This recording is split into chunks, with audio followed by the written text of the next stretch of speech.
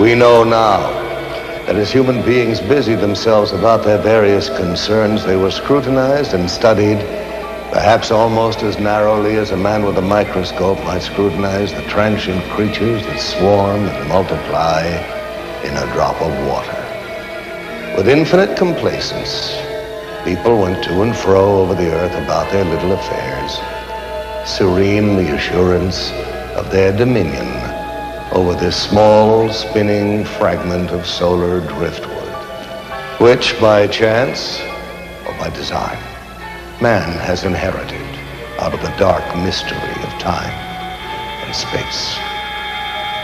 Yet across an immense ethereal gulf, minds that are to our minds as ours are to the beasts in the jungle, intellects vast, cool, and unsympathetic, regarded this earth with envious eyes, and slowly and surely drew their plans against us.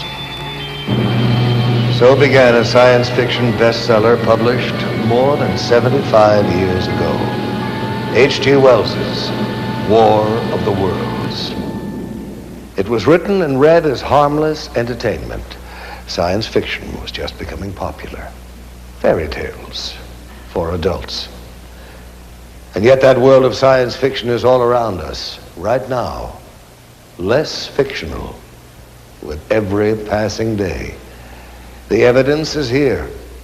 Our planet is indeed being visited by intelligences greater than man's.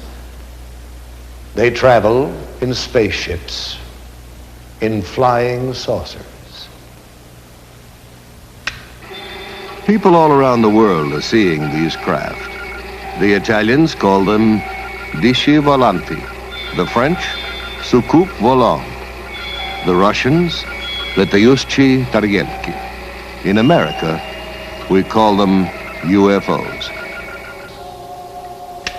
There are literally thousands of police and pilot reports of UFOs, and over 900 landing trace cases have been documented. Cases where soil chemistry has changed. Swirled circles that testify to tremendous centrifugal force where something massive landed. But what? The military spokesmen of the great powers are suspiciously silent. Only one thing is certain. No earthly power has built aircraft that execute right-angled turns at supersonic speeds. And such craft are consistently seen and photographed tracking our test planes and space vehicles. Where do these alien craft come from? And what are their powers? And why are they visiting us? Are they perhaps reminding us that we are part of a vast cosmic connection, that we have links, even kinship, with worlds beyond Earth? Or are they, as more and more people believe, trying to tell us that the knowledge we need to survive, to grow, is right here on planet Earth, hidden in our science and in our past? Our planet is in crisis, and some say all this has happened before, a long, long time ago, to that mysterious, fabled land, the lost continent of Atlantis. In the 4th century BC, Plato in his dialogues vividly described an island continent beyond the Pillars of Hercules called Atlantis. Ancient Mesopotamian tablets refer to a land destroyed by the Great Flood. The Book of Genesis, the Koran, Mayan legends, the Epic of Gilgamesh, all speak of this once flourishing civilization, whose science, it is said, surpassed ours at the moment of its destruction. What became of Atlantis? According to the records of Egyptian priests, in one cataclysmic day and night, the entire continent sank into the depths of the ocean. Russian physicist Immanuel Velikovsky has suggested that Atlantis became the lost continent after a shift in the Earth's axis.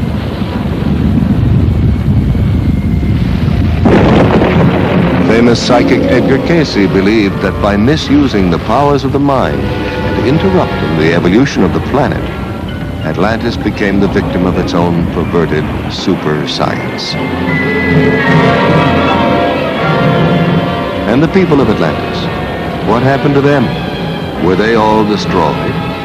Or did some survive the Holocaust and migrate by sea and air to other lands? Did some Atlanteans retreat into the ocean and establish a magnificent undersea kingdom that still flourishes there today? Or did they, with their advanced technology, escape into outer space? And have they perhaps, since man first left records on cave walls, been returning in their spaceships to observe us as we build the new Atlantis? What evidence is there that man himself was not the sole architect of the Earth's great ancient structures? Did we indeed get a little help from our friends from space? The Great Pyramid of Giza is the height of a 40-story skyscraper. It's built with 2.25 million stone blocks, some weighing 24,000 pounds apiece. Blocks supposedly hauled hundreds of miles by slaves and beasts of burden. And what of the knowledge necessary for the construction of such a monument? We know now that the Great Pyramid was built facing true north in the exact center of the land map of the world. Not the known world of 2575 BC, but the entire world as we know it today. The only way its architects could have derived such calculations would have been to survey the Earth from high in the air, make a global map, project it flat, then draw meridians through the precise center of the map's land surface. Either that or the information was provided for them by someone else, someone capable of aerial reconnaissance. Some of the pyramids in Spanish America, land of the ancient Mayan, Aztec, and Toltec civilizations, predate even those of Egypt. Tiwanaku, the oldest city in South America, is said to have been constructed by a race of giants whose homeland was destroyed by a great flood.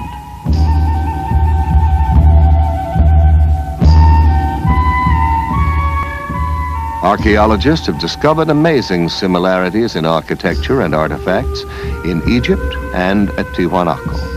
Similarities which have led some scholars to suggest that these two civilizations might have a common source.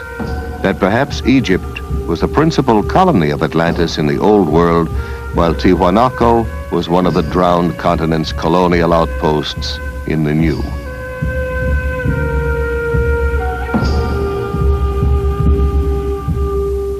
The sacred books and folklore of widely separated lands all tell of days when gods visited this planet wrapped in clouds or conveyed by fiery chariots. Are the gigantic statues on Easter Island faithful representations of ancient astronauts or Atlantean giants? And what of Stonehenge, Neolithic computer of the Druids? The parallel is not far-fetched, for it would take an IBM computer to decipher the functions of this calendar monument, to predict coming eclipses from the complex alignment of the massive stone slabs, each marking a position of the sun and the moon. And more astonishing, the inner measurements of Stonehenge in England and the dimensions of the Great Pyramid in Egypt both indicate the precise number of days in a solar year, which seems to suggest that the architects of these distant structures had access to the same information, perhaps even worked from a master set of blueprints. The question is, why?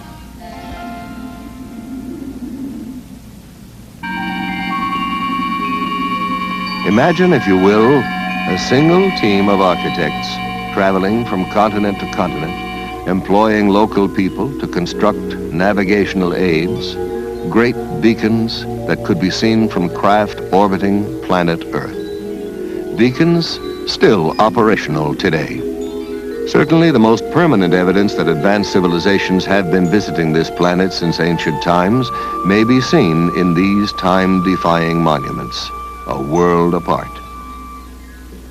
But let us consider what is happening in our skies today. It was exactly 8:05 p.m. when Air Defense Command received word that a mysterious light was hovering low on the horizon just northeast of Rapid City, South Dakota. Radar operators at Ellsworth Air Force Base shifted their attention to the northeast quadrant of the sky and immediately picked up an unidentified target. Air traffic control quickly contacted an F-84 patrolling in the west, asked for an interception, and vectored the jet toward the UFO. A moment later, the jet's radar picked up the unidentified return and locked on. The plane was just 3 miles from its target when the light suddenly moved away with a fantastic burst of speed. The pursuit lasted for 120 miles, but the jet could not gain on the object. Finally, the pilot abandoned the chase. At ground control, the fascinated radar men watched the unknown object change direction and trailed the jet back to the airfield. The evidence is overwhelming that planet Earth is being visited by intelligently controlled extraterrestrial vehicles. In other words, some UFOs are somebody else's spacecraft. There are no good arguments against UFO reality if we consult the evidence. Stanton T. Friedman, nuclear physicist and lecturer, has been consulting the evidence on UFOs for over 15 years. One of the most extraordinary cases he has studied recently was that of Charles Hickson and Calvin Parker, two shipyard workers from Pascagoula, Mississippi, who claimed that while fishing on the bank of the Pascagoula River, a strange craft emitting a bluish light descended and hovered just above the oyster flat 30 feet away from them. Hickson later described how 3 silvery creatures floated out of the craft, grabbed him, and floated him aboard. It was some kind of zipping sound, and when I turned on around in this area out here, about 40 or 50 feet out there, there was some kind of craft, you know. It looked like it was going to come right onto the ground. But it came on down and hovered about a foot and a half or 2 feet off of the ground. But we didn't know what to do, you know. The river behind us and that out there not knowing what it was.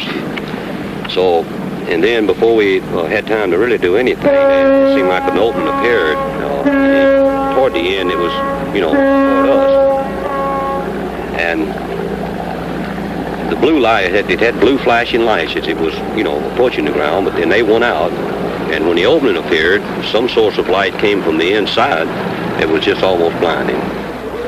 Some UFO reports are hard even for governments to dismiss, especially when there are photographs to support the witnesses.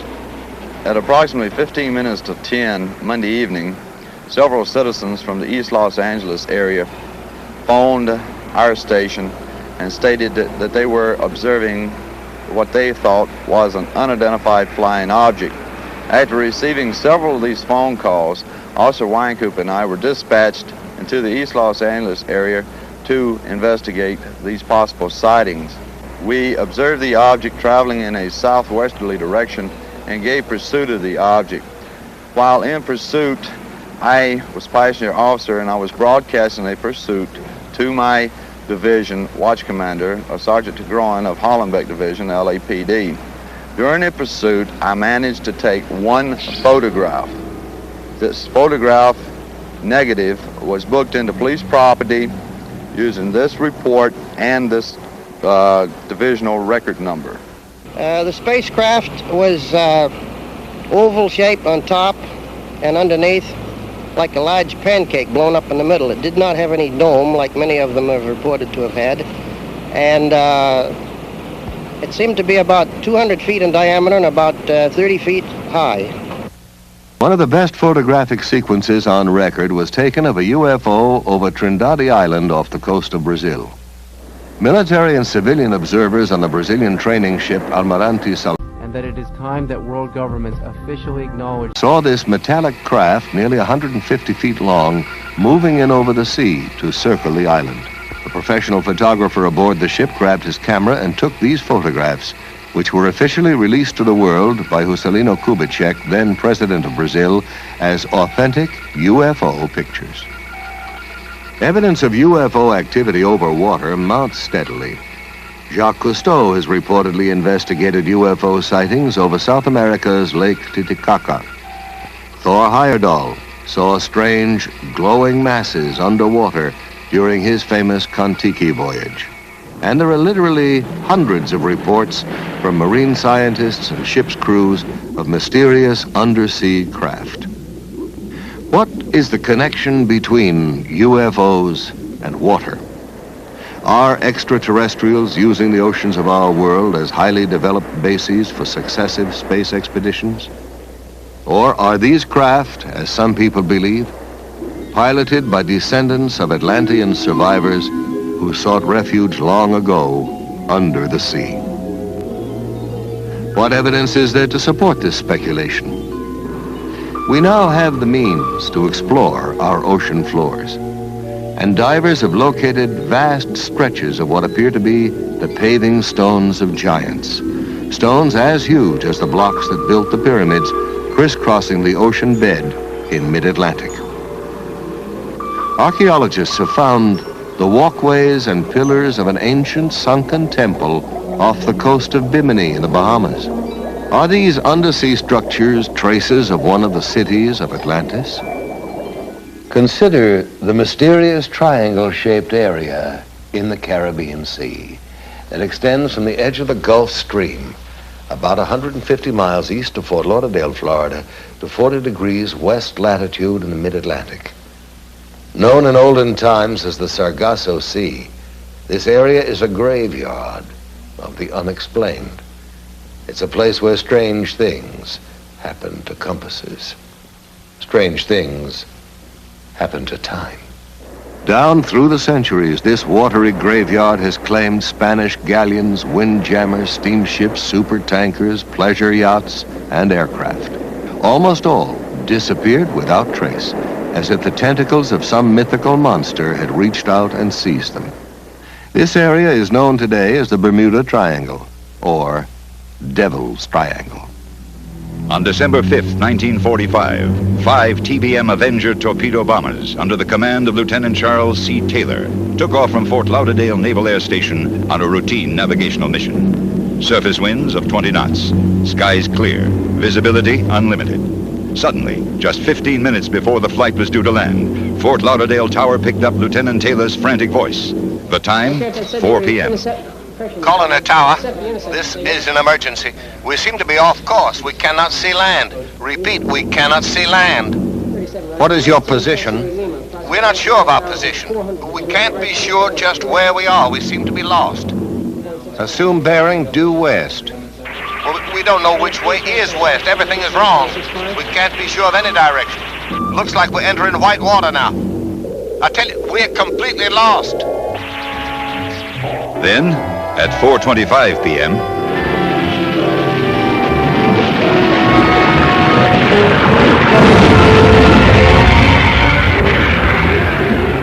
we're completely lost. And then, silence forever.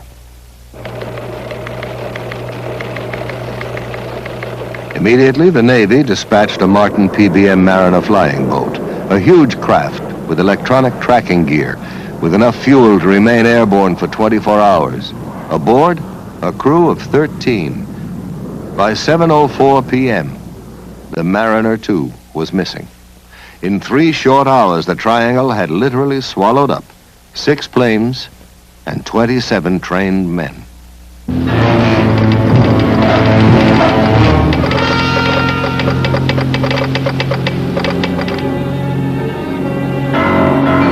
By dawn the following day, the greatest air-sea rescue search ever launched was underway.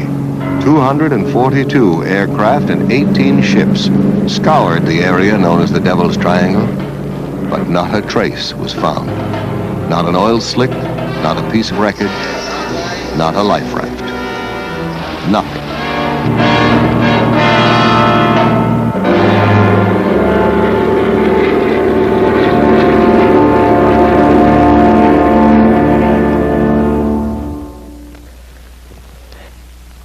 There's no comprehensive list of Triangle victims, but the litany of lost ships alone reads like a guest list from Davy Jones's locker. United States ship Nina, United States ship Grampus, the steamship Santa Clara, Star Ariel, the Home Sweet Home, the steamships Hewitt, Corner, Slocum, the Marine Sulphur Queen, the Southern District, the City Bell, the George Boston, the Raifuku Maru, and on and on and on. Ship names that descend from mythology, the steamship Rubicon, the Nereus, the Proteus, the Cyclops, the Constellation, the steamship Witchcraft. Theories about the triangle range from piracy to tunnels into other dimensions, other time zones. Physicists have suggested that the lost ships and planes may have been victims of a magnetic phenomenon that disrupts radio communications, causes flight instruments to malfunction, but there is no conclusive explanation. The ominous question remains. Is this area controlled by some unknown intelligence? We are currently spending millions of dollars exploring the ocean's bed. Project Moho drilled 600-foot shafts beneath 12,000 feet of water in an attempt to decode the mysteries of the Earth's crust. And along with archaeologists and oceanographers, parapsychologists are joining in the search to locate evidence of the legendary lost continent of Atlantis.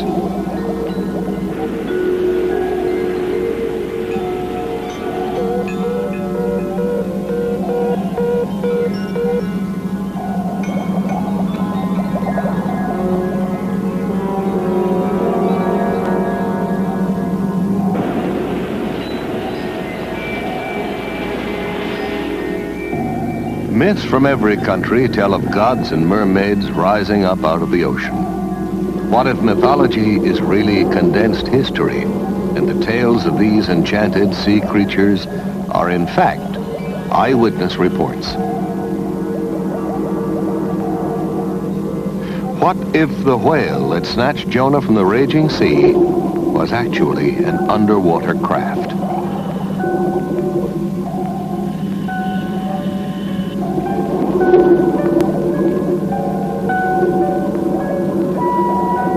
Undersea colonization may be a reality within our lifetime. Oceanographic institutes like Woods Hole and Scripps are collaborating with the government in undersea lab experiments to prove that man can live comfortably in an aquatic environment for extended periods of time. In order to survive under the sea and in deep space, man is developing new tools, mind tools, telepathy, clairvoyance, psychokinesis. The young Israeli psychic Uri Geller, who's puzzled scientists with his ability to bend metal with his mind and to dematerialize objects, claims that the power to do this is channeled through him from an extraterrestrial intelligence. Well, if Geller is right, we all have a lot of new thinking to do. Meanwhile, the governments of both Russia and America are quietly sponsoring psychic research. Both countries have seriously considered using telepathy, the direct transference of thought from one mind to another, as a means of communicating with submarines and spaceships. Another country where ESP research is being carried out with the utmost objectivity is Czechoslovakia.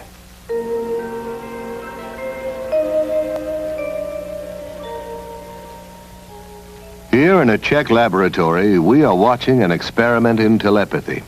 The subject is being placed in a deep hypnotic trance in order to free the unconscious to receive the message which will be relayed to him.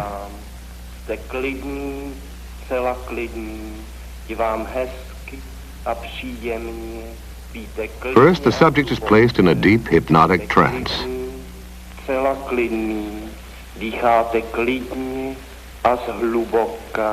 Hlubokým spánkem, spíte nejhlubším spánkem. In this experiment, it is essential that there be no outside interference, that the subject's mind be clear to receive the mental message that will be flashed to him. Now the experimenter, previously unknown to the sleeping subject, selects at random an envelope which contains the name of a spice, pepper. He tastes it, and then mentally tries to convey the actual taste of the spice to the hypnotized subject. Now the scientist is saying to him, what I taste, you also will taste. What is it? And the reply comes almost immediately, pepper. Anno.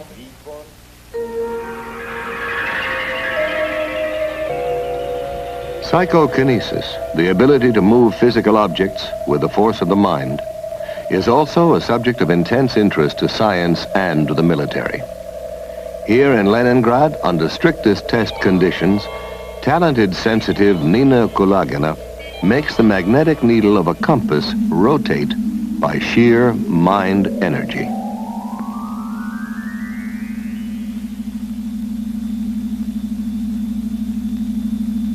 Russian scientists have found that while demonstrating this ability, the magnetic field surrounding Madame Kulagina's body is only 10 times less powerful than that of the Earth itself. Using this same energy, Madame Kulagina can also make non-magnetic objects like these matchsticks, shielded under glass, creep toward her across the table.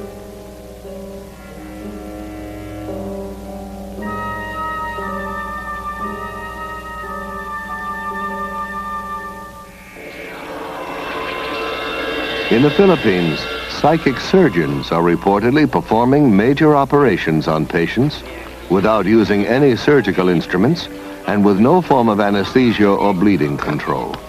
Yet the surgery appears to be painless and paranormal healing takes place almost immediately. The most publicized of the surgeons, Tony Agpoa, is removing a pituitary tumor from the forehead of a California businessman, Donald Westerbeck, who flew to the Philippines after doctors had warned him of the risks involved in traditional surgery.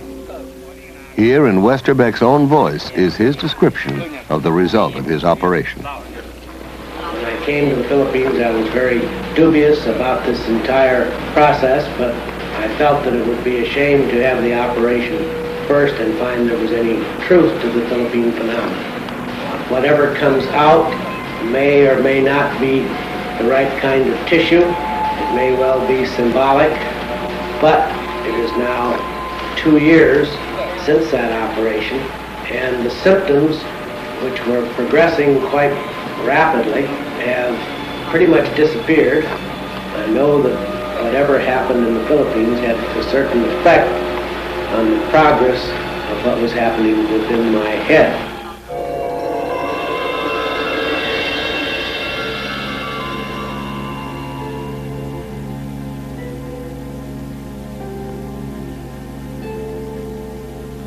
You're here for psychic healing. We have healers here who actually laying on the hands. Now, whatever your ailment will be affected. In some cases sooner, in some cases a little bit later. You'll be subject to psychic healing. You'll also be subject to psychic readings. They'll help us determine what your particular problem happens to be. The healers have this energy that flows through them, imparting a psychic energy. And this energy will flow to whatever part of the body. I think that most people that really get into healing professions feel like they have some kind of healing ability. They may not know what it is, but I think they get into healing because they're kind of led into it. I mean, physicians, nurses, even chiropractors and others. Have you been doing any heat treatment or infrared or? Nothing. This observer is a licensed physician, an MD, one of the first to inquire into this unusual method of healing to see what it has to offer to his profession. Oh, absolutely. Absolutely. No, there's no known physical cause for rheumatoid arthritis, and not really for the other kind, osteoarthritis either. Our usual procedure is to take psychic readings. This is a group of gifted sensitives who possess the extraordinary ability to diagnose a patient's illness by a method known as body scanning. They record their estimate of the possible illness by picking up vibrations directly from the sick person or by holding something belonging to her. Sometimes there is an actual transference of pain from the sick person to the... And that it is time that world governments officially acknowledge...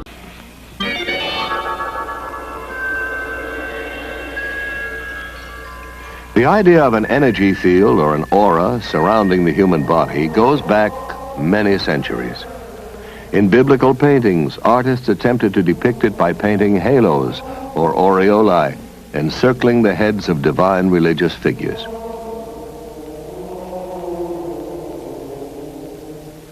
Rather more recently, this NASA picture shows Apollo 12 astronaut Pete Conrad on the moon with a bluish glow around him.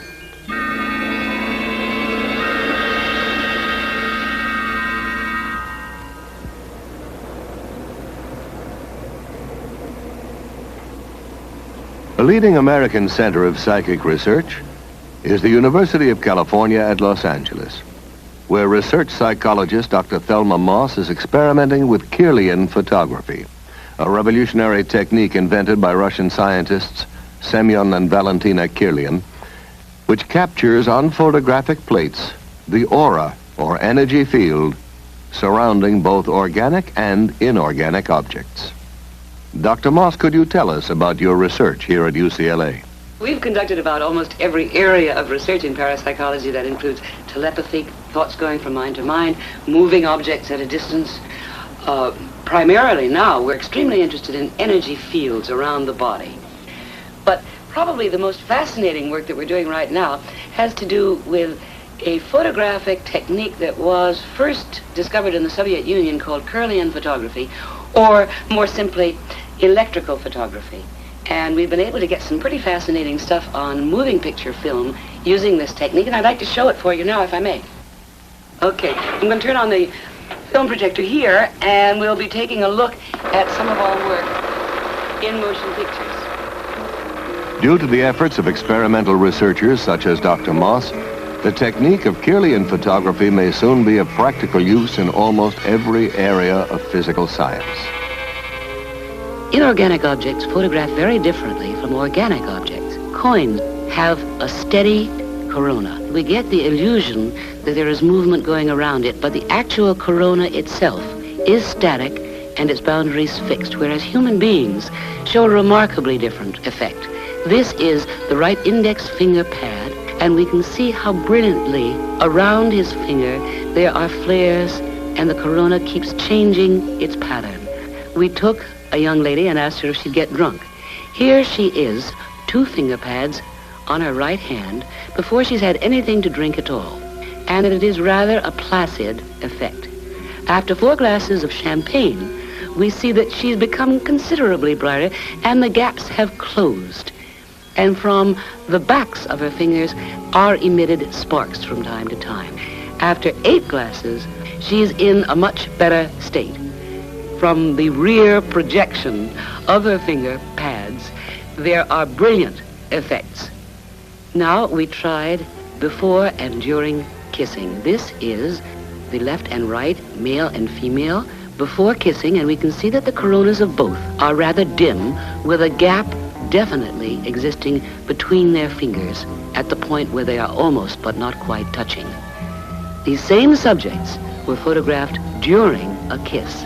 Their coronas have become considerably brighter and, in fact, are reaching out toward each other, perhaps the woman reaching out a bit more to the man than the man is toward the woman.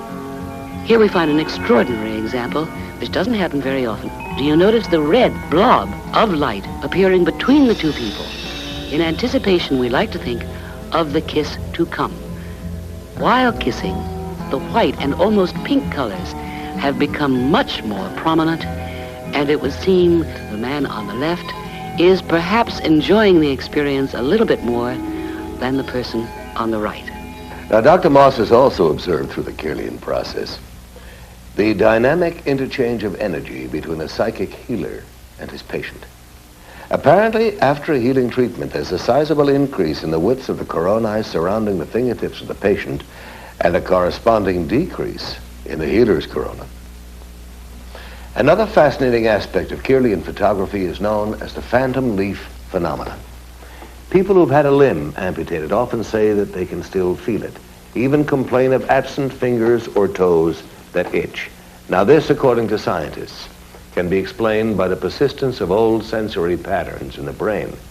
But for years, psychics have claimed that they can actually see phantom limbs still attached to the body. And now the Kirlian technique supports their claim. In Dr. Moss's laboratory, first they photographed an intact leaf, then cut away part of the leaf and photographed it again. For a short time, a phantom counterpart of pure energy remained where the leaf had been cut, making up a complete sparkling outline of the whole leaf. One of the most dramatic things in Kirlian photography is the phantom leaf effect. Here is a leaf on the left side. It has been cut. We turn on the Kirlian equipment by placing an electrode, and here we see no phantom.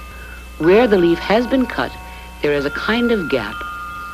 However, by lifting up the electrode and replacing it very vividly, you can see the brilliance of the phantom effect. Extending beyond the boundary of the cut leaf, we can see flares coming out from various parts of the leaf and from its cut end. We cannot explain the effect. We simply know that it exists and that we can take it.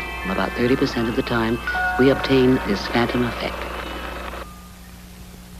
Dr. Moss, have you investigated any other types of psychic phenomena? Oh, I'm called on frequently. Psychotherapists sometimes bring their patients in because they've got some problems. One of the strangest areas of all is when we are called, I would say we get 100 calls a year, to find out about haunted houses. People think their houses are haunted. And we did one extraordinary investigation with interesting results of a haunted house here in Los Angeles for the American Society for Psychical Research. Not far from UCLA is still another haunted house, inhabited by Mr. and Mrs. Robert Rice, their 5 children, and a ghost. Mr. Rice, when were you first aware that your house was haunted? It was the holiday season of Christmas in 1969. Did you see or hear something? Well, it was more of a feeling than either sound or sight. It was one of these things that there was an extremely strong presence in the house, and I got up, I'd say it was 1 or 2 o'clock in the morning, and began to look around the house. I searched all the rooms expecting to find a burglar, but there was no one in the house, but a very, very strong presence. Soon after this, Mr. and Mrs. Rice called in a psychic to find out if their house was indeed haunted.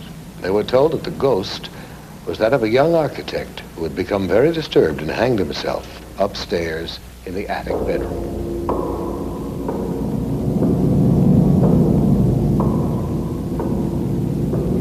Well, I was working in my studio downstairs. I'm a painter, and this individual had become such a familiar part of our family after a number of years that I more or less tried to communicate with him on working in this painting. I saw a man about 5'7", very thin, dark complected, wearing a white shirt rolled up to the sleeves, open collared dress shirt, dark pants, and black shoes. There was an immediate effect of the painting taking shape. It was almost as if it were directed, although it didn't move my hand. It's not really a painting of him as he looks, it's more of a feeling of his personality. The California Society for Psychical Research came to the Rice's house to investigate the case.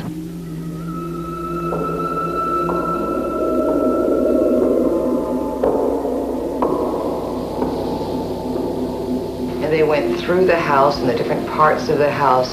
Wherever they were, that they felt something, they would record that. They felt very strong feelings of him upstairs where he was supposed to have hung himself. There were unusual noises up and down the stairs, and it sounded like someone walking up and down the stairs.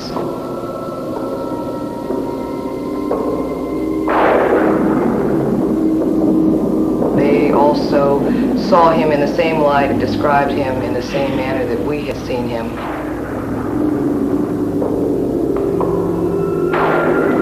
Much of their conclusions concurred with what we had told them ourselves.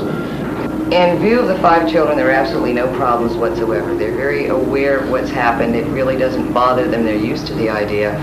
We've never been afraid of him, and it's never bothered us living here, and we've been here for 5 years. Actually, we've kind of enjoyed having him as a silent member of the family.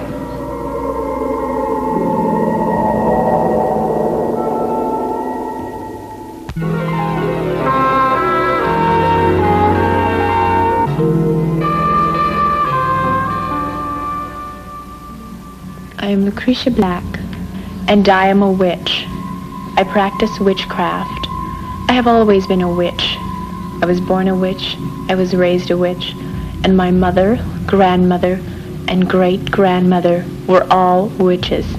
What is a witch? It's a psychic female who can project her energies and invade other people's subconscious minds, forcing them to do things they would not normally do.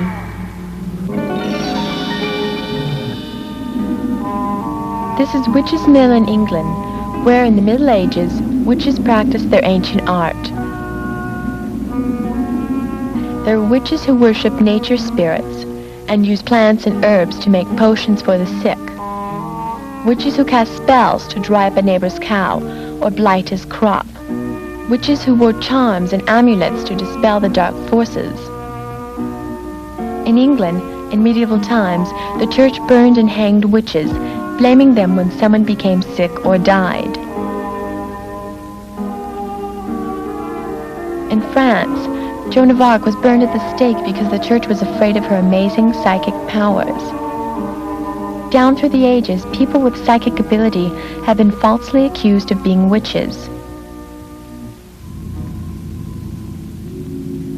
And as recently as 1970, in San Jose, California, an ordinary Midwestern housewife was charged with practicing witchcraft.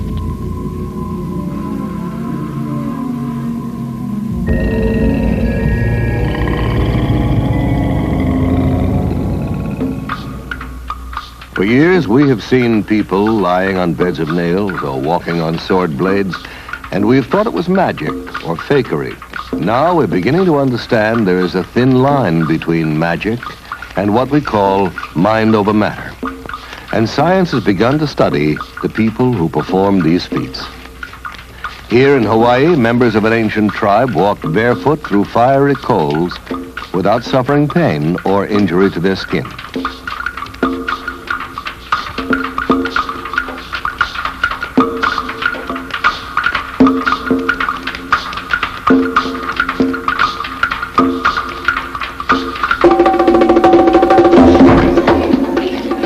All around the world, highly specialized rituals are performed that tug at the deepest, unreasoning levels of the human mind.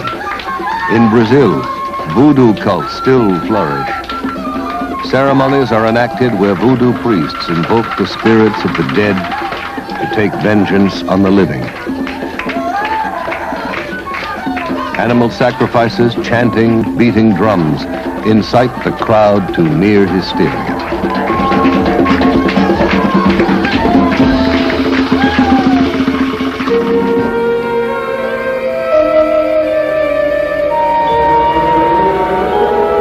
Questionable occult ceremonies are not limited to the more primitive areas of the world. In San Francisco, as in other American cities, Satan is alive and well. And to prove it, here, with the full cooperation of the men and women involved, is an actual celebration of the Black Mass. In nomine Dei nostri, Satanas Luciferi excelsi. In the name of Satan, the ruler of earth, King of the world, open wide the gates of hell and come forth to greet me as your brother and friend. Grant me the indulgences of which I speak, for I live as the beasts of the field, rejoicing in the fleshly life. I favor the just and I curse the rotten. By all the gods of the pit, I command that these things of which I speak shall come to pass. Blessed are the strong, for they shall possess the earth. Cursed are the weak, for they shall inherit the yoke. Blessed are the bold, for they shall be masters of the world. Cursed are the righteously humble, for they shall be trodden under cloven hoofs. Hail Satan! Hail Satan! Hail Satan!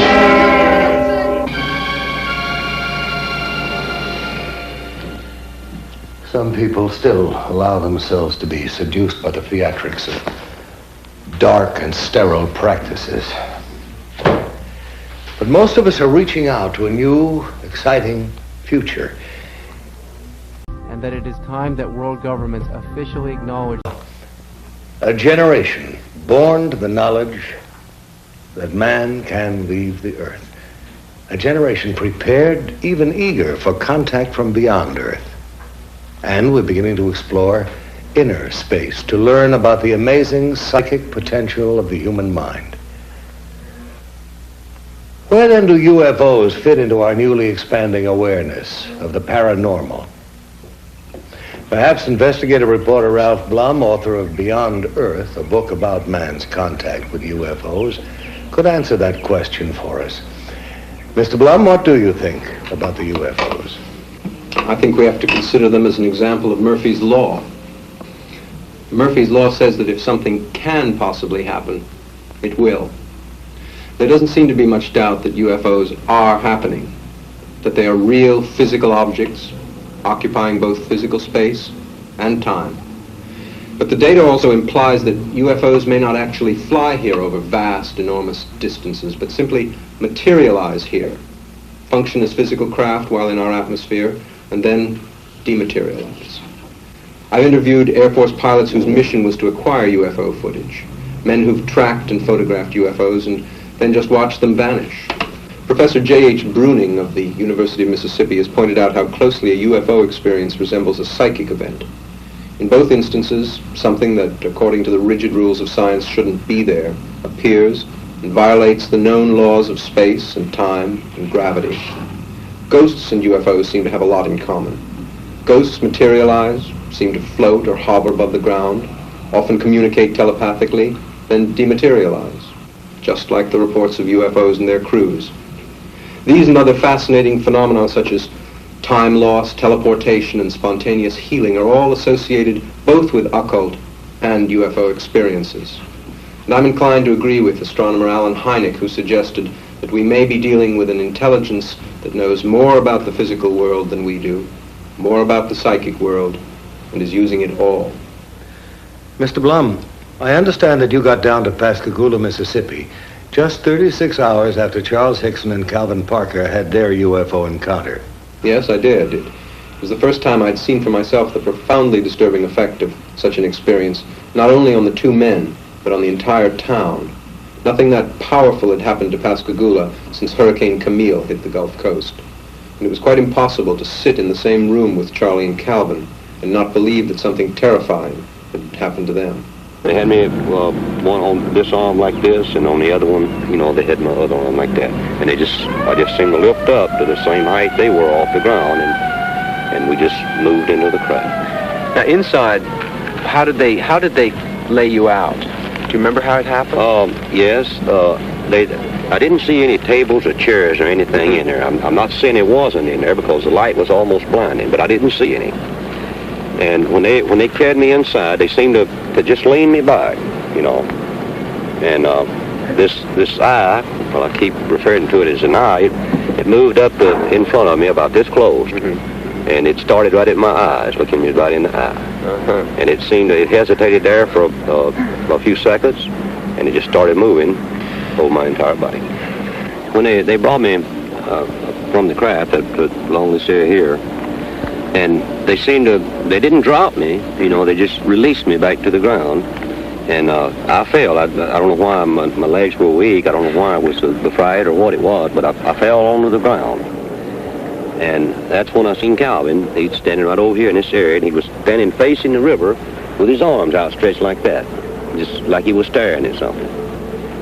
A man in Missouri gave a paper on 546 landing cases from 34 countries. These all involve traces, that is, where some marks were left after the UFO took off.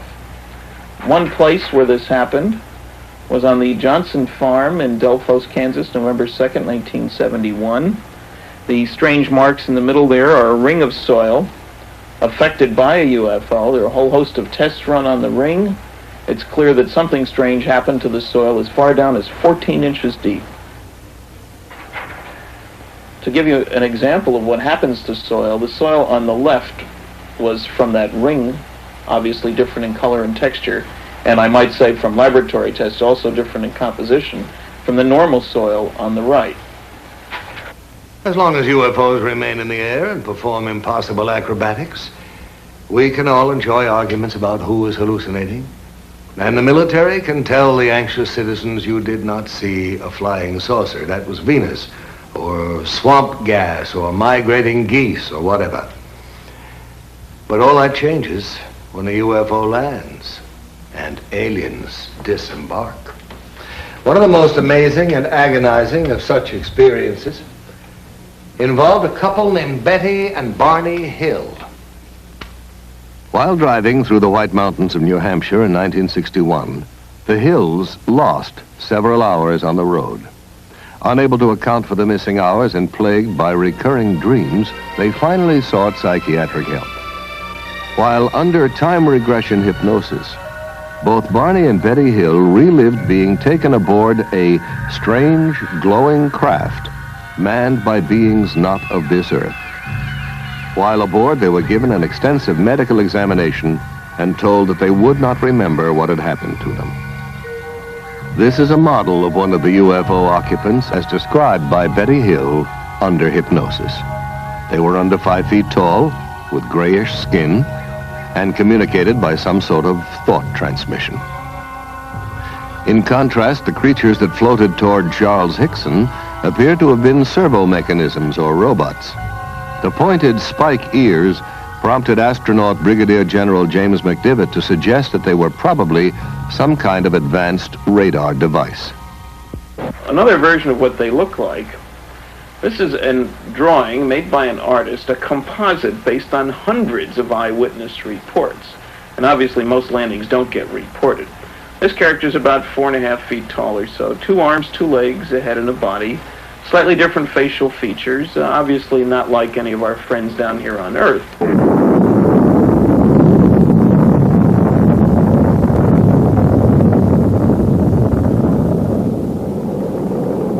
However, there are definite parallels in behavior.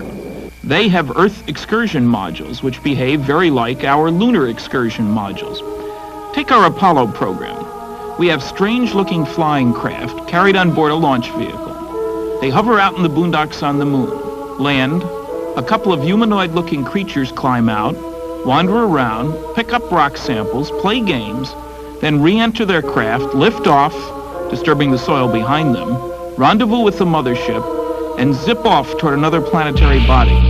The same sequence, in fact, that have been observed here by UFO witnesses.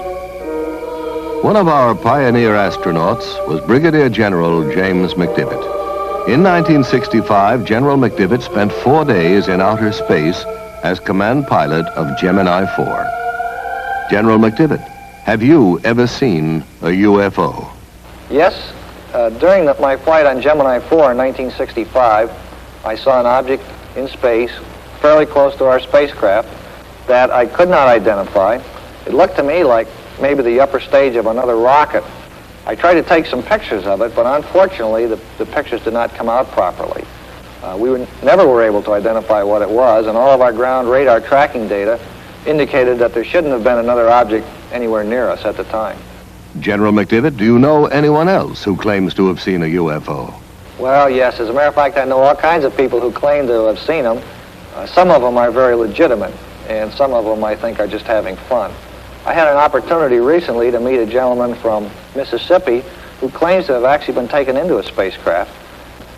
And quite frankly, I believe that that gentleman is telling what he considers to be the truth. He wasn't looking for publicity. He wasn't trying to be funny. He was trying to be very honest. He was very sincere. And quite frankly, I walked away from the whole conversation with him believing that what he said is true as far as he's concerned. Well, I kind of thought it was people at first, you know, off like that. But of course, when they appeared there in front of me, it was the most shock I've ever had in my life. They were shorter than me. I'd say about 5'2" or 3", and they didn't have a neck. The head, it seemed to come directly to their shoulders. And it had something that came out to a point about where a nose would be, and on each side, the ears. And I believe that they looked like they were a little longer on the ears than the nose. But it seemed to me when they came out that doorway, or that opening, or whatever it was, then just almost instantly, they were right there on us. Their arms, they had arms, and I saw the arms moving here and in the shoulders. But they had weld. I mean, their fingers were webbed, and then they had something like a thumb, and they were like this. Mm-hmm. Can you tell me about the lie detector test? When they were asked to come over here to talk to these people, they had in their mind that it was just a big joke. And if I understand it correctly, they ran one test on Mr. Hickson. The machine showed that he was telling the truth. Then they run another one. And then the examiner, he began to wonder himself. So he ran the third test, and he believed just what Mr. Hickson had told him. Sheriff Diamond, can you tell me just what happened that night? We questioned them at length. And then we left the room and recorded every all the conversation they had. Recorded between the two of them. And one of them kept wanting to pray. And he said, after all I went through on this earth, he said, why should I have to see something like this? Calvin Parker, I was questioning him, and at one time he wanted to climb the wall. That's how nervous and how shook up he was. But since I was down there, and since I was a physician, and several other scientists and investigators were asked to consult and look into the situation, I was asked, would I mind if I would be present, and I said I wouldn't mind at all. And while it is still very difficult for us to believe that a spaceship landed and that robot-type creatures came out and actually took these two people into the spaceship, these men, in my opinion, believed that they saw this and that they were being honest in reporting what they have reported. Charles Hickson's story is not unique. UFOs first soared into the news in this country in 1947 when pilot Kenneth Arnold saw 9 disc-shaped objects skimming along at high speed and in an unconventional manner, like a saucer would if you skipped it across water. A newspaperman who interviewed Arnold coined the term flying saucer, and over a quarter century of sky watching began. For 28 years, these metallic disc-shaped craft, tens of meters in diameter, have been seen around the world, from Paris to Papua to Pascagoula. Although science has failed to supply a generally accepted explanation of UFOs, the subject has been investigated by the United States Congress. In 1968, Congressman J. Edward Roush of Indiana chaired the House Committee on Sciences and Astronautics Symposium on UFOs. Congressman, do you believe UFOs are somebody else's spacecraft? Well, I hesitate in answering the question only because of this. I don't know, but my imagination tells me that perhaps, just perhaps, there is something that would permit a man to travel faster than light. Perhaps there is something that would permit an intelligent form of life from another planet revolving around another star to make that long trip. And that way they left out hundreds of reports by... For more than 20 years, Major Donald E. Kehoe, U.S. Marine Corps retired, has been reporting on the world of flying saucers. I understand, Major Kehoe, that like physicist Stanton Friedman, you believe that we are being visited by intelligently controlled vehicles from other planets. I do, and I agree with the Air Force. They've had a secret conclusion to that effect since 1948. A few years ago, I conducted a symposium here on Capitol Hill, and the participants of this symposium were scientists of some renown. They were scientists who had an interest in UFOs. And during the course of that symposium, photos were presented which purported to be UFOs. One of the scientists who analyzed the photographs at Congressman Roush's hearings was Dr. Robert M.L. Baker, Jr., who has consented to evaluate for us 2 UFO films from the files of the Smithsonian Institute in Washington, D.C. We see here the Montana 1950 film showing 2 bright objects taken by Nicholas Mariana of Great Falls, Montana. The natural phenomena that is often given as a source of these images is airplane reflections. Airplanes, unless moving at unrealistically high speeds, would have to be so close to the observer as to be identified as airplanes in order for them to portray the kind of motion seen on the film. I don't concede these images to be airplanes, airplane reflections, comets, or other well-understood natural phenomena. We don't know whether these are sophisticated weapons. And that it is time that world governments officially acknowledge that they are. Our own country denies that they are sophisticated weapons of this country. This film was taken in 1952 by Delbert Newhouse, a Navy photographer, near Tremonton, Utah. He estimated that there were approximately a dozen metallic objects shaped like two saucers, one inverted on top of the other. The official explanation was that the objects were a flock of soaring gulls. But Dr. Baker had this to say. Birds, such as gulls, simply don't make the kinds of accelerated turns at high speeds that were measured on the film. There also exists some meteorological data that would indicate that there were no updrafts that could have allowed the birds to maintain flight for long periods by simply spiraling. It would seem more likely to me that it is some natural phenomena or even possibly something from outer space. There is, however, another theory. The Bermuda Triangle is not the only area in which navigators have been troubled by the odd behavior of magnetic compasses. As every school child knows, something strange happens to your magnetic compass as you voyage into the Earth's polar regions. Scientists have turned to space, to the upper atmosphere, even to the sun, to account for this magnetic anomaly. But responsible reports suggest a greater mystery. A large concentration of UFO sightings in the Arctic and Antarctic has led some experts to speculate that these regions may serve as landing bases for extraterrestrial craft. It's even been suggested that the flying saucers, in fact, emerge from and re-enter the Earth's interior by polar doorways, and at the center of our planet is their true place of origin. In 1947, Rear Admiral Richard E. Byrd, in command of the U.S. Navy Task Force, flew 1,700 miles beyond the North Pole, not as would be expected over frozen icy wastes, but across a vast land of mountains, freshwater lakes, rivers, green vegetation, and animal life, a land not recorded on any map. From the evidence provided by Admiral Byrd and other famous explorers of the Arctic and the Antarctic, it has been suggested that the Earth is not as we have been taught, a solid sphere with a fiery center of molten metal, but is in fact a hollow shell in which a small amount of the original fire remains to form a central sun capable of emitting light and of supporting plant growth.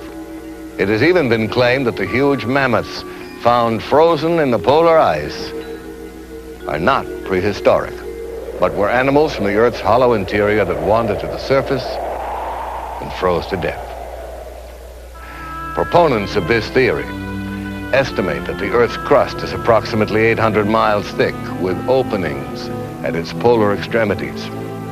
They suggest that Admiral Byrd and other explorers actually entered the openings leading to the Earth's interior without knowing it. These explorers assumed that they were still traversing the outer surface because the downward slope of the entrance is so gradual and because they could not see the other side of the opening, which is hundreds of miles away. Almost to a man, scientists ridicule the hollow Earth theory. They will tell you that the only hollow spaces anywhere near the poles are located in the heads of those who believe in the theory. And yet a number of disquieting questions remain unanswered. How then do we account for the warming effect, the presence of increasingly warm winds as one travels north beyond 70 degrees latitude? Why do these winds carry enormous quantities of black dust? Why does colored pollen stain the snow red, green, and yellow over thousands of square miles of the Arctic? Why are all icebergs composed of fresh water? And why do explorers find tropical seeds and plants and even trees floating in the fresh water off these icebergs? Where do all these things come from? Well, the answer to these questions is obvious to anyone who believes in the existence of an unexplored region hidden in the Earth's interior. But the hollow Earth theory is not limited to this planet. In his book, A Journey to the Earth's Interior, Marshall B. Gardner discusses the bright light seen shining from the polar caps of Mars, Venus, and Mercury. Concludes that these planets also have hollow interiors and central suns. According to Gardner, the aurora borealis, the northern lights, result from the rays of that central sun inside the Earth, projected through the polar opening into the night sky. Now, before we join in the laughter of scientists at these notions, we should remember that 100 years ago, the world's most prominent astronomers staked their reputations on the fact that rocks did not fall from the sky. Today, these rocks are called meteorites. Science, like any living thing, must grow. Now, one of the crucial new questions for scientists is how to travel through deep space. Are there cosmic arteries, openings maybe in the fabric of the space-time continuum? In the past, man ascribed immortality to the stars. But now we know that, like ourselves, stars are born, grow old, and eventually die. At the end of their lifetime, stars only a little heavier than our sun suddenly blaze up in a supernova explosion, becoming giant galactic flares that collapse into white dwarfs and then eventually burn out to become black dwarfs, each about the size of the Earth. If the star is somewhat heavier, it will collapse to a much smaller and far more compressed neutron star about 10 miles in diameter. But what happens to stars at least 3 times the size of our sun? Those which do not reach a quiet old age as a neutron or dwarf star. Scientists believe that the collapse of these enormous stars is so powerful that once it begins, nothing can ever stop it. They continue to shrink until the gravitational field surrounding them is so strong it becomes completely closed off from the rest of space. Nothing that enters this region can ever escape, not even light. And so these stars become invisible black holes in the fabric of space. Stars that have blinked out and died, yet are still there, exercising a devastating effect on every particle of matter that enters their gravitational fields. Where gravity is so intense, it warps space, imprisons light, halts time. Astronomers are now speculating about the possibilities of huge rotating black holes in which the tremendous distortion of time and space is so extreme as to generate a passageway to another world. A future astronaut plunging down a rotating black hole could perhaps never return or communicate again with our world. But he might emerge in a different time, a different corner of the universe, or perhaps even a different universe.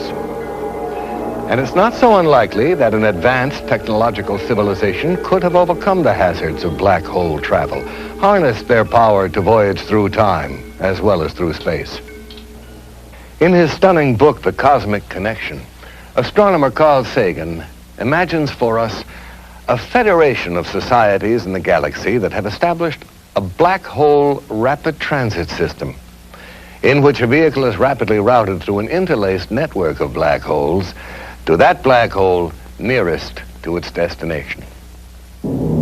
As even more dramatic evidence of interplanetary penetration, we can look to Siberia just after the turn of the century. An unidentified space object hurtled toward Earth at over 30,000 miles an hour.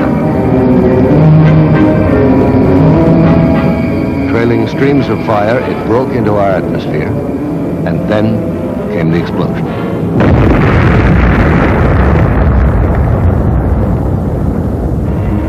Equal in force to a thermonuclear blast.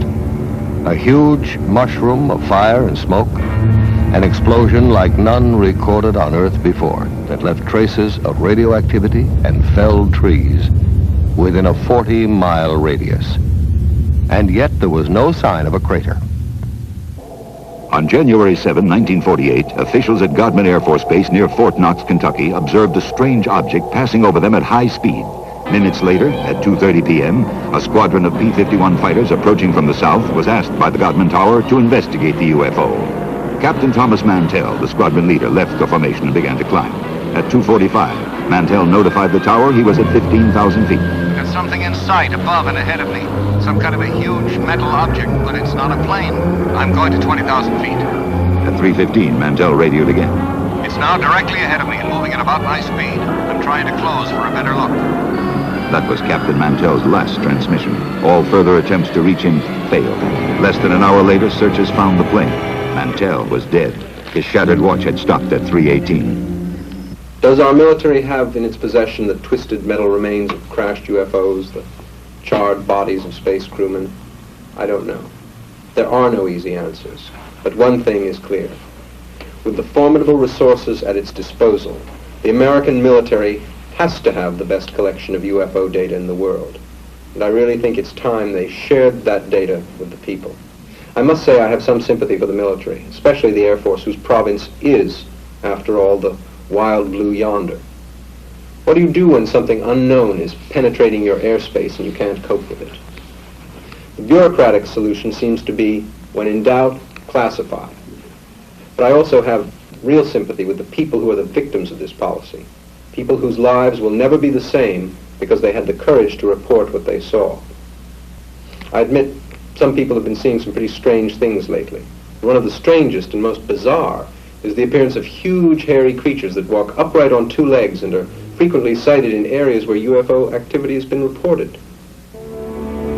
Somewhere in these dense forests lurks something for whose origin and existence science can offer no earthly explanation.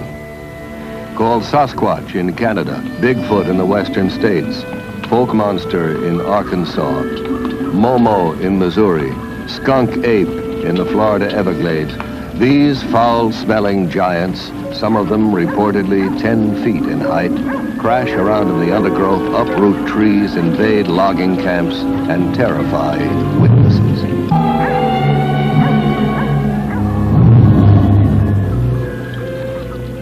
What are these creatures?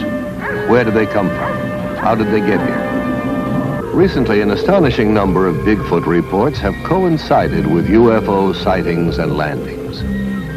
Are the UFOs dropping these creatures here to see if they can live on our Earth?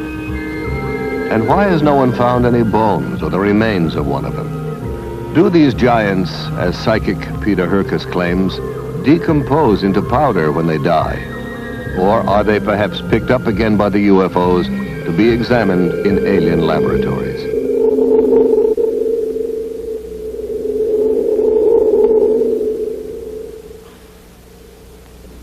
Is the Bigfoot a cosmic mutation? Incredible as this notion may seem, we're contemplating even stranger possibilities in our own laboratories. In 1818, when Mary Shelley first conceived of the Baron Frankenstein, the idea of one human being fabricating another was sheer fantasy. Now the inconceivable has become a near reality, as scientists around the world do research in the new and ominous field of genetic engineering. By a process known as cloning, we can now reproduce genetically identical copies of an individual organism. Already, experiments in cloning plants and lower animal forms have been successful. The way has been paved for similar experiments with human cells. At the University of California at San Diego, Dr. Walter Desmond is carrying out research in cloning. In this laboratory, we're working with a variety of cultured cell lines. These are cells originating from various tissues in the body, which can grow essentially forever in culture vessels. The material from which we start, the animal tissue, is made up of a number of different kinds of cells. Since we are often interested in studying only one cell type, it is desirable to have cultures which come from a single cell. We would expect then all cells in such a culture to be identical. This is accomplished by cloning, putting a very small number, even one cell, in a culture dish and allowing the individual cells to grow. Colonies of cells arising where there was originally only one can be isolated and studied with the assurance that all of these cells are of identical origin. There is still some question whether cells of higher animals have this potential. At the University of Indiana, Dr. Janice Brothers has been doing extensive work on the development of lower animal forms, such as salamanders, from a single parental source. Thus, the new specimen salamander grows up to be essentially an identical twin, a generation removed, of the single parent. Axolotls are a type of salamander which come from Lake Yacumoco in Mexico. The axolotl is useful to scientists because many mutations have been described in this animal. The development of each characteristic of the body is controlled by genes. A change in a gene is called a mutation. Some of the mutations that have been found in the axolotl affect the development of the and that it is time that world governments officially acknowledge heart, legs, skeletal system, and the pigment.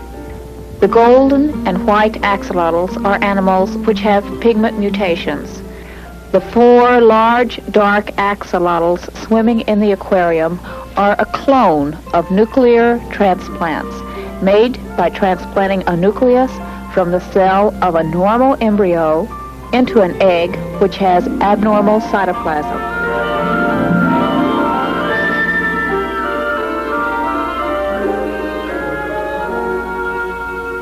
First, man thought that only man possessed communication systems.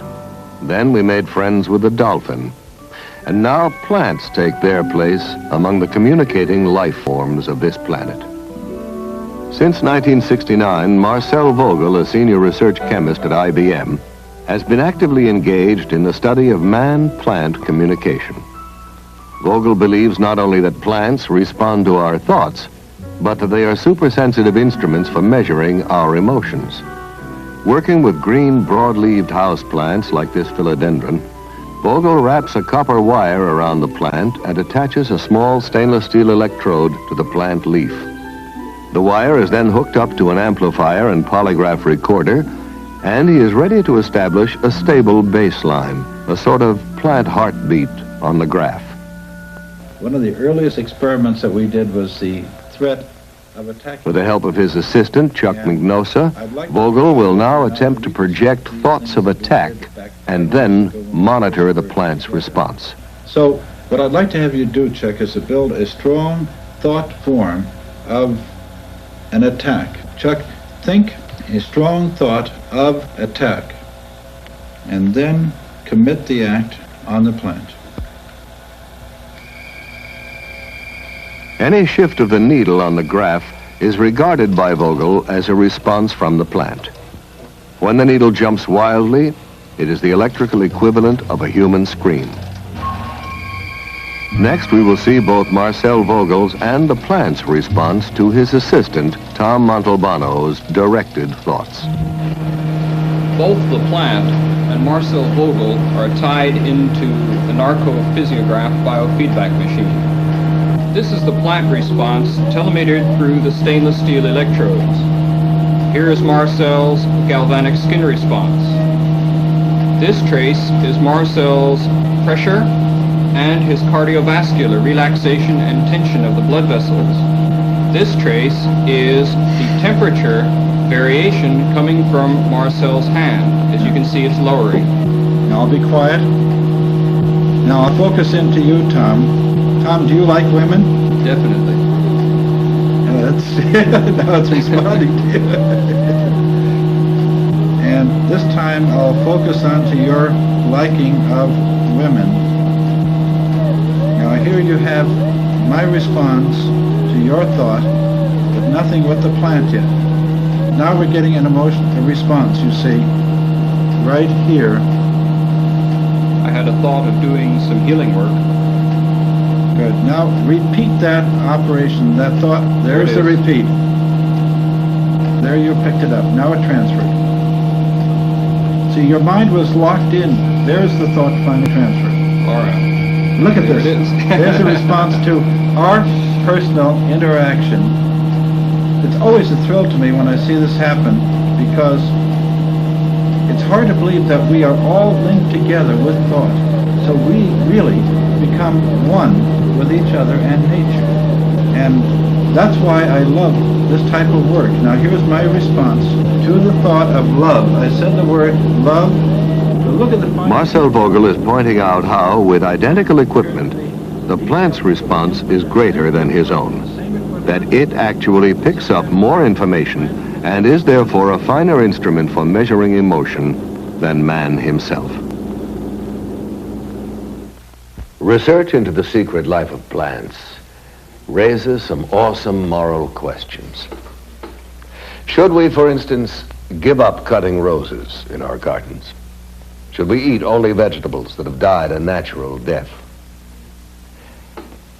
And what is natural when we speak of death?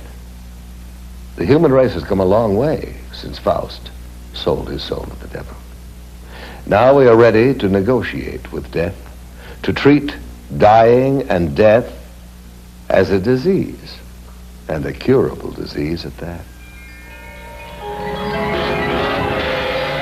In March of 1963, biologists at the University of Oklahoma confirmed that the skin cells of the Egyptian princess Mene were still intact and, in effect, alive.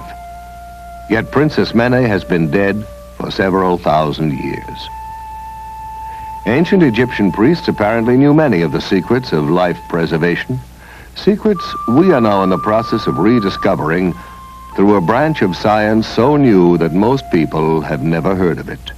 The name is cryonics. Cryonics is a program of extended life.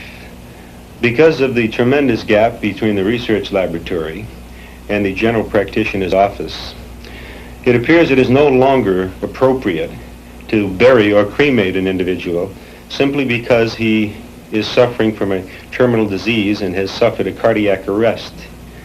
In fact, there is much more we can do utilizing the newest developments and breakthroughs in the science of cryobiology.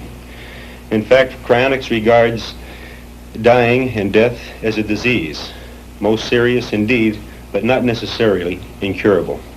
How do you cure a patient of death? Well, under ideal conditions, a patient would be in a hospital, and just seconds after cessation of heartbeat, death certificate would be signed, constituting legal death. Immediately, the patient's body temperature must be reduced to 0 degrees centigrade just as soon as possible. This is accomplished by usually placing the patient in a cold bath solution and rapidly reducing the body temperature. The purpose is that we are trying to reduce the metabolism. We are trying to slow down the dying process as rapidly as we can. Preparing the body for the second phase of cryonic suspension, which is perfusion, where the body is actually brought down to temperatures all the way down to 300 degrees below zero. This process of perfusion consists of replacing the blood in the body with a biological antifreeze that protects the cells from these very, very low temperatures. Once the patient has gone through the perfusion process, they are placed in a temporary environment of dry ice until a capsule has been prepared, a cryogenic storage vessel made out of stainless steel that will contain the patient's body and also provide the low temperature refrigerant. In this case, we're using liquid nitrogen, which has a temperature of minus 320 degrees Fahrenheit. At this temperature, for all practical purposes, time ceased to exist. We are not in the business or interested at all in freezing dead bodies and trying to bring them back to life. In fact, what we are doing is we are slowing down by utilizing low temperature biology. We are slowing down and stopping the dying process just as soon as it legally becomes possible. The churches are very much in agreement with the objective of extending and saving precious life. Here we have a young lady who was placed in cryonic suspension, and actually the church not only agreed with the procedures, but actually provided a Monsignor to come down and bless the capsule in the hope that indeed that this woman could be saved. How did you become interested in this research, Mr. Nelson? Well, as a child, I was fascinated with the phenomena of hibernation, how animals could survive long, foodless, cold winters. Most recently, we had a real example of a human being, a young man by the name of Armando Sicaros, who wanted to escape from Cuba. And he conceived of the idea of stowing away in the wheel well of a high-flying jet. He didn't realize that the ordeal that he was about to encounter was a situation where the altitude at 39,000 feet does not have enough oxygen to sustain life, or that the outside temperature was minus 40 degrees, and that the wheel well is not a pressurized compartment. Any one of these factors could have and should have taken his life.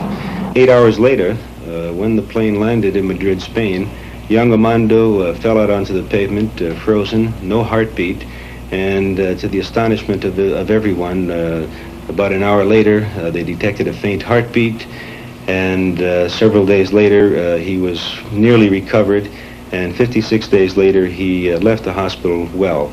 Scientists from around the world came and examined the young man, marveled that what he did could not be done by their present understanding, and the ultimate conclusion was that Armando Sicaros was indeed the first artificially induced case of human hibernation. In the past several years, NASA has been allocated millions of dollars for hibernation research as a possible aid to space travel. Now, personally, I think it would be a very brave man who would agree first to be frozen alive and then sent out in a rocket to Mars. Is it possible, in fact, Mr. Nelson, for people to be cryonically suspended while they are still clinically alive? Not legally in this country today, in my opinion. We often have requests from patients, terminal patients, who are suffering terribly from cancer or other diseases and who would like to have their bodies cryonically suspended as soon before they suffer the final stages of death and the agony and so on.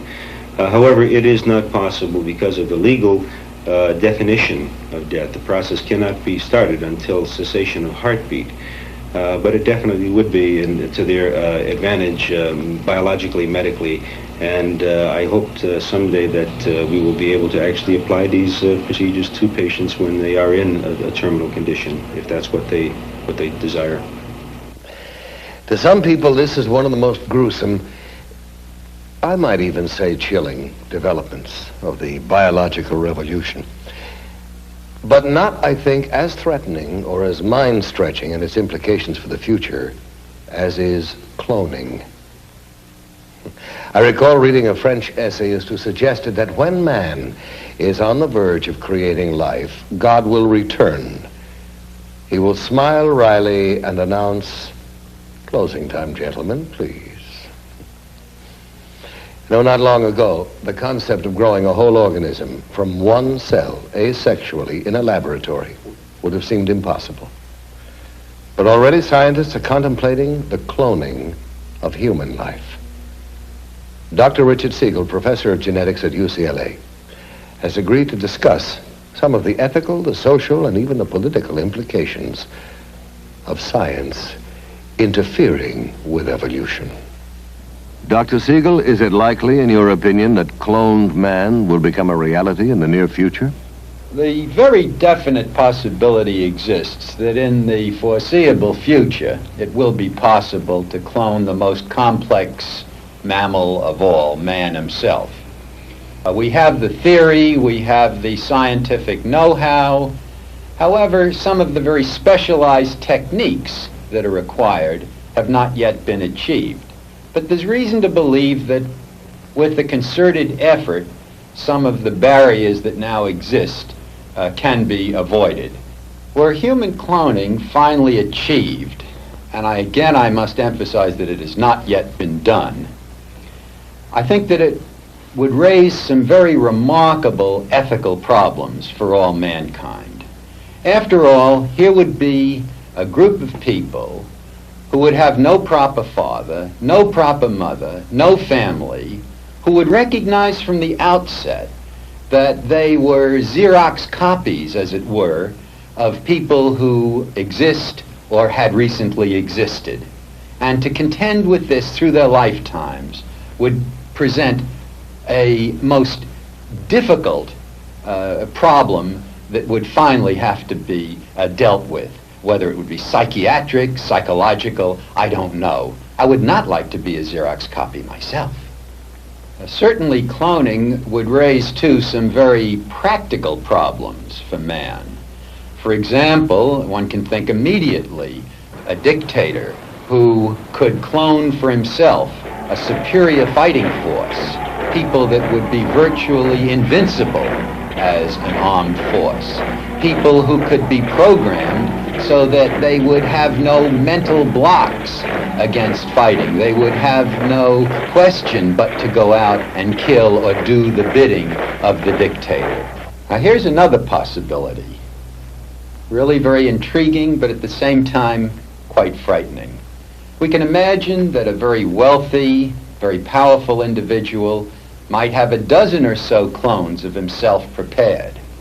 And these could be kept in storage, as it were, and could be used when called upon as a source of spare parts. For example, when this wealthy old man's heart began to give out, he could get a new heart, a transplant, from one of his cloned copies. And there would be no danger whatsoever of transplant rejection. The heart would be destined to take and would function normally. Similarly, in the case of some horrible accident, if a leg were removed or horribly damaged in the case of the wealthy man, a spare part again could be taken from a cloned copy, and this could be used to function. But here's the question. What do we do with the copy from whom the spare part has been removed? What indeed would we do with all those pieces and parts and almost persons? What would we call the debris? Has man become too arrogant? Do we already believe there is nothing that science and technology could not eventually solve? Are we indeed the new Atlantis? The challenge that confronts us is as enormous as it is exciting. We are ready to tap new resources: telepathy, psychokinesis, Bigfoot and black masses, UFOs and Atlantis, Kirlian photography, cloning, and cryonics. These subjects all have one thing indisputably in common. People want to know more about them, to learn to forge new tools for mankind's future on Earth and beyond. Where are these new concepts and talents coming from? Are they imprinted in us from the beginning? Or are we being programmed from without, in the sense that the Lord once programmed Moses for survival? Are some of us again in contact with angels, technological angels, if you like, who are better at the game and wiser? I don't know. I think that they know more of what's going on down here on this earth than we think. And I don't know, they might have been, you might say, looking for somebody that could, you might say, hold up under the strain and convince people that there is another world and there's some kind of life on that world. They. Who are they? Well, we're living in a troubled time. So perhaps the most pleasing theory is that they are from planet Earth itself, from far in the future, when we have at last learned to travel backward in time. I like that. Because if that theory is correct, if they are our own descendants, if they are from the future, why then it means we made it. We survived.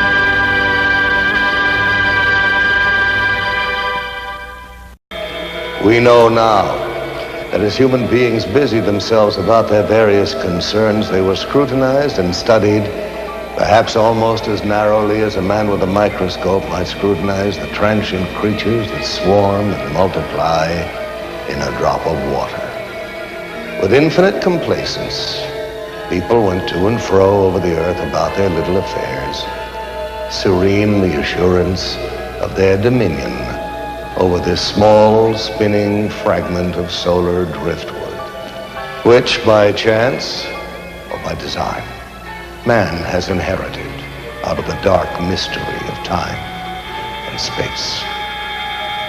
Yet across an immense ethereal gulf, minds that are to our minds as ours are to the beasts in the jungle, intellects vast, cool, and unsympathetic, regarded this earth with envious eyes, and slowly and surely drew their plans against us.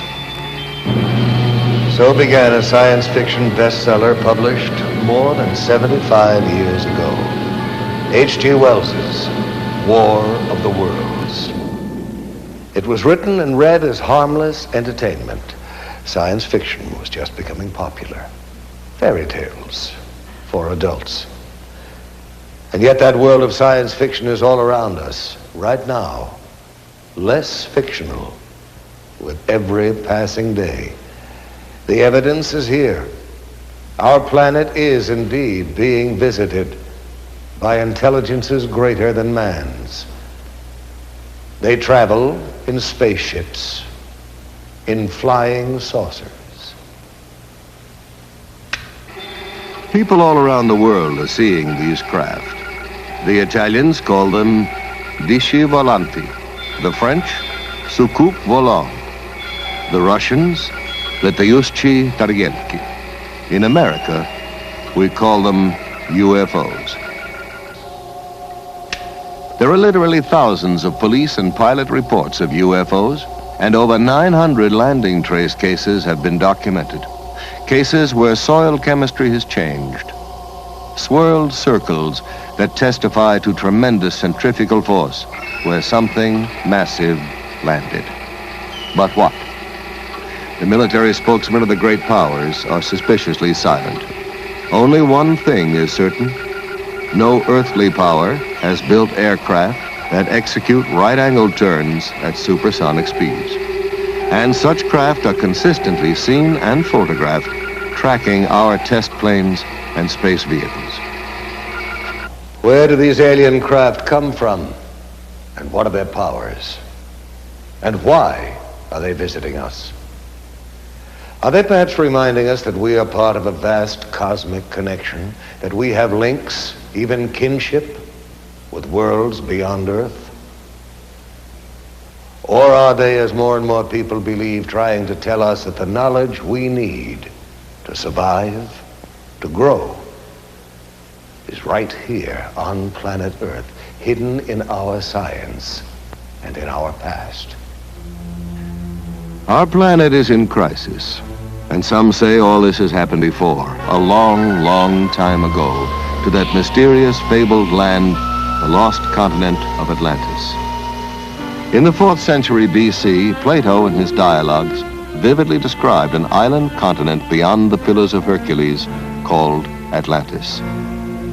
Ancient Mesopotamian tablets refer to a land destroyed by the Great Flood. The Book of Genesis, the Koran, Mayan legends, the Epic of Gilgamesh, all speak of this once flourishing civilization, whose science, it is said, surpassed ours at the moment of its destruction. What became of Atlantis? According to the records of Egyptians, seems to suggest that the architects of these distant structures had access to the same information, perhaps even worked from a master set of blueprints. The question is, why?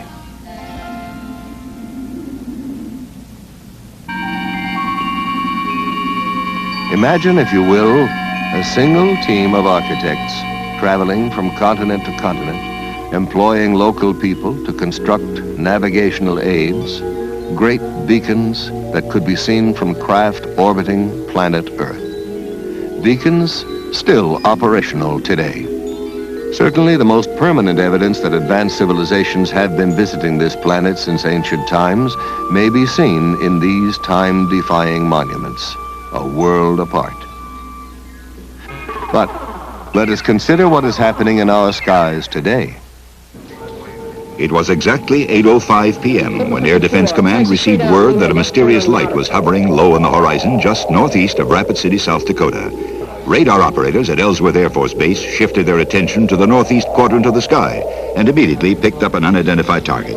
Air Traffic Control quickly contacted an F-84 patrolling in the west, asked for an interception, and vectored the jet toward the UFO. A moment later, the jet's radar picked up the unidentified return and locked on. The plane was just 3 miles from its target when the light suddenly moved away with a fantastic burst of speed. The pursuit lasted for 120 miles, but the jet could not gain on the object. Finally, the pilot abandoned the chase. At ground control, the fascinated radar men watched the unknown object change direction and trailed the jet back to the airfield.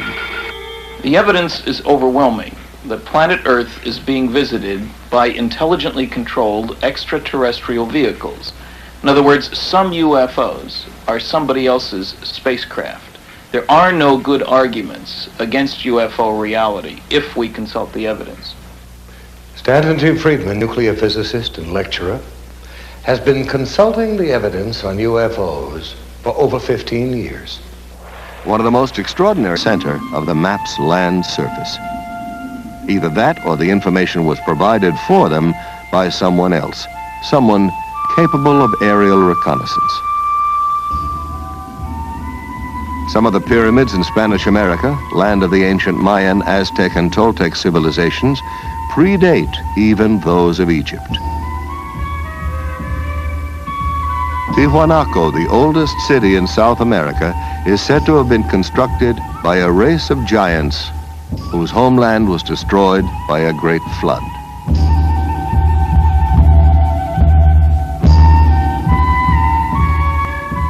Archaeologists have discovered amazing similarities in architecture and artifacts in Egypt and at Tiwanaku. Similarities which have led some scholars to suggest that these two civilizations might have a common source. That perhaps Egypt was the principal colony of Atlantis in the Old World, while Tiwanaku was one of the drowned continent's colonial outposts in the New.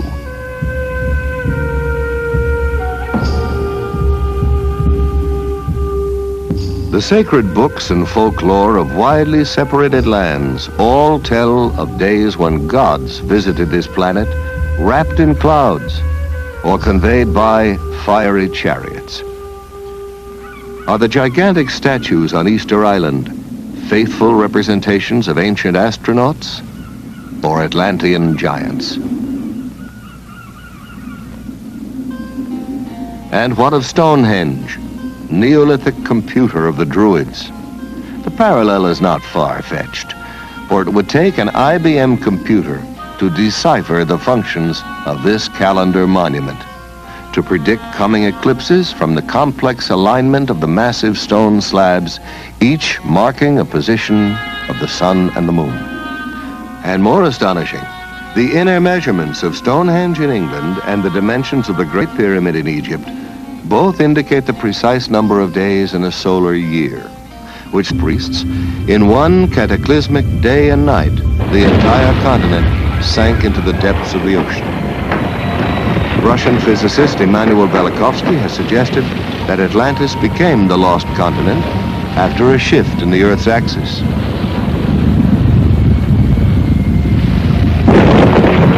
Famous psychic Edgar Cayce believed that by misusing the powers of the mind and interrupting the evolution of the planet, Atlantis became the victim of its own perverted super science. And the people of Atlantis, what happened to them?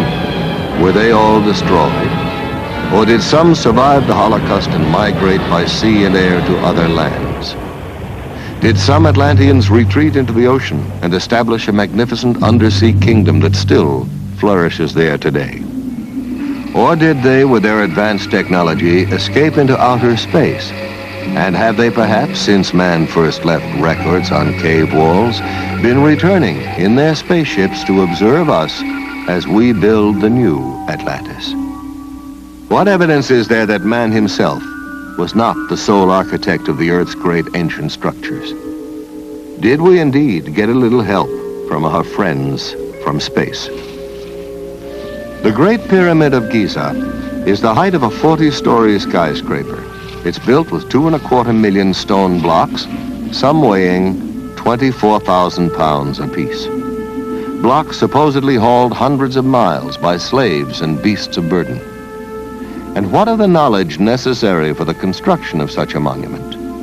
We know now that the Great Pyramid was built facing true north in the exact center of the land map of the world. Not the known world of 2575 BC, but the entire world as we know it today. The only way its architects could have derived such calculations would have been to survey the Earth from high in the air, make a global map, project it flat, then draw meridians through the precise